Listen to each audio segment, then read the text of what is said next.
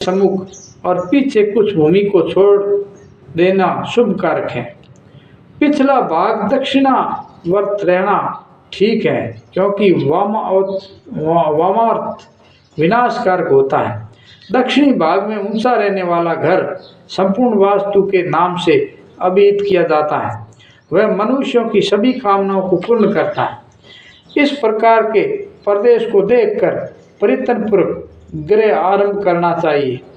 सर्वप्रथम वेदीय पुरोहित श्वेत वस्त्र धारण कर कारीगर के साथ ज्योतिष के कथनानुसार शुभ मुहूर्त में सभी बीजों से युक्त आधार शिला को रतन के ऊपर स्थापित करे।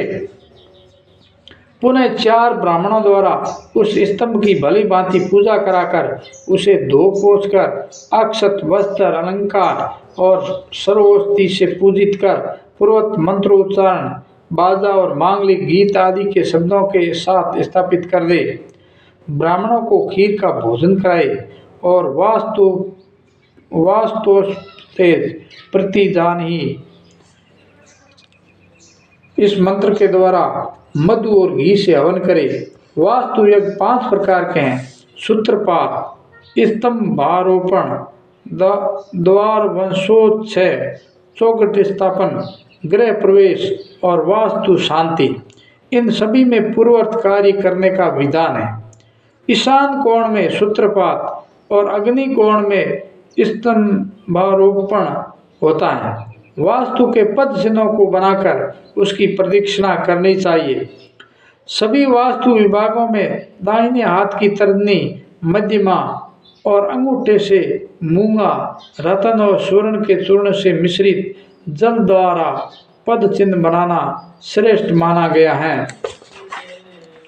राख, अंगार, काष्ठ, नख, शस्त्र, चमर, सींग, हड्डी, कपाल, इन वस्तुओं द्वारा कहीं भी वास्तु के चिन्ह नहीं बनाने चाहिए, क्योंकि इनके द्वारा बनाया गया चिन्ह दुख, शोक और भय आदि उत्पन्न करता है।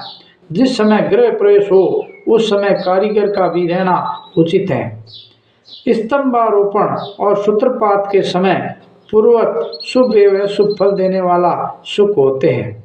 यदि ऐसे अवसरों पर कोई पक्षी सूर्य की ओर मुख कर कठोर वाणी बोलता है या उस समय गृहपति अपने शरीर के किसी अंग पर हाथ रखता है, तो समझ लेना चाहिए कि वास्तु के उसी पर भय प्रदान करने वाली मनुष्य की हड्डी पड़ी हुई है।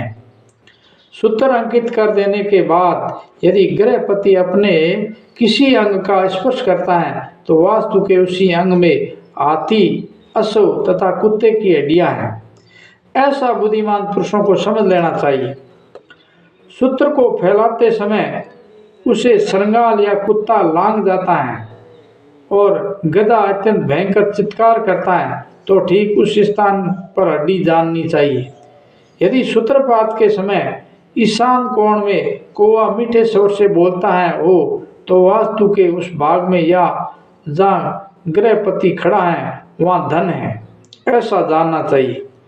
सूत्रपात के समय यदि सूत्र टूट जाता है तो गृहपति की मृत्यु होती है। वास्तुवेत्ता को ऐसा समझना चाहिए कि कील के नीचे की ओर झुक जाने पर व्याधि, अंगार दिखाई पड़ने पर उन्माद, कपाल दिख पड़ने पर भय और शंख या घोंगे की हड्डी मिलने पर कुलांगनाओं में व्यभिचार की संभावना रहती है। भवन निर्माण के समय कारीगर के पागल हो जाने पर गृहपति और घर का विनाश हो जाता है। स्थापित किए हुए स्तंभ या कुंभ के कंधे पर गिर जाने से गृहपति के सिर में रोग होता है तथा कलश की चोरी हो जाने पर समूचे कुल का विनाश हो जाता है। कुंभ के अपने स्थान से च्युत हो जाने पर स्वामी की मृत्यु होती है तथा फूट जाने पर वह बंधन में पड़ता है, ऐसा पंडितों ने कहा है। गृह आरंभ के समय हाथों की परिमाण संख्या नष्ट हो जाने पर गृहपति का नाश समझना चाहिए। बीज और औषधियों से विहीन होने पर भूतों से भय होता है। अतः विचारवान पुरुष प्रदक्षिण क्रम से अन्य स्तंभों की स्थापना करे, क्योंकि प्रदक्षिण क्रम के बिना स्थापित किए गए स्तंभ मनुष्य के लिए भयदायक होते हैं।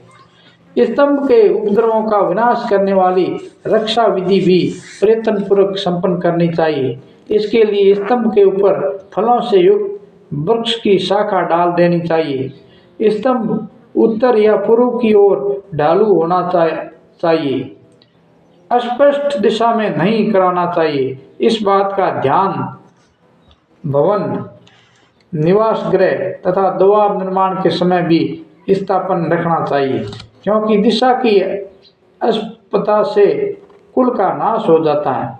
घर के किसी अंश को पिंड से आगे नहीं बढ़ाना चाहिए। यदि बढ़ाना ही हो तो सभी दिशाओं में बढ़ाए। पूर्व दिशा में बढ़ाया गया वास्तु सर्वदा बैर पैदा करता है। दक्षिणी दिशा की ओर बढ़ाया हुआ वास्तु मृत्युकारी होता है, इसमें संदेह नहीं है। जो वास्तु पश्चिम की ओर बढ़ाया जाता है वह धनक्षकारी होता है तथा उत्तर की ओर बढ़ाया हुआ दुख एवं संताप की वृद्धि कराता है। जहाँ अग्नि कोण में वृद्धि होती है वह अग्नि का भय देने वाला, नैऋत्य कोण बढ़ाने पर शिशुओं का विनाशक, वायव्य कोण में बढ़ाने पर वात व्याधि उत्पादक, ईशान कोण में बढ़ाने पर अन्न के लिए हानिकारक होता है। ग्रह के ईशान कोण में देवता का स्थान और शांति ग्रह, अग्नि कोण में रसोई घर और बगल में उत्तर दिशा में जल स्थान होना चाहिए। बुद्धिमान पुरुष सभी घरेलू सामग्रियों को नैऋत्य कोण में करे। पशुओं आदि के बांधने का स्थान और स्नानगार गृह के बाहर बनाए। वायु कोण में अन्न आदि का स्थान बनाए। इसी प्रकार कार्यशाला भी निवास स्थान से बाहर बनानी चाहिए। इस ढंग से बना हुआ भवन गृहपति के लिए मंगलकारी होता है। इस प्रकार श्री मर्त्य महापुराण में वास्तु विद्या के प्रसंग में गृह निर्माण कथन नामक 256वां अध्याय संपूर्ण।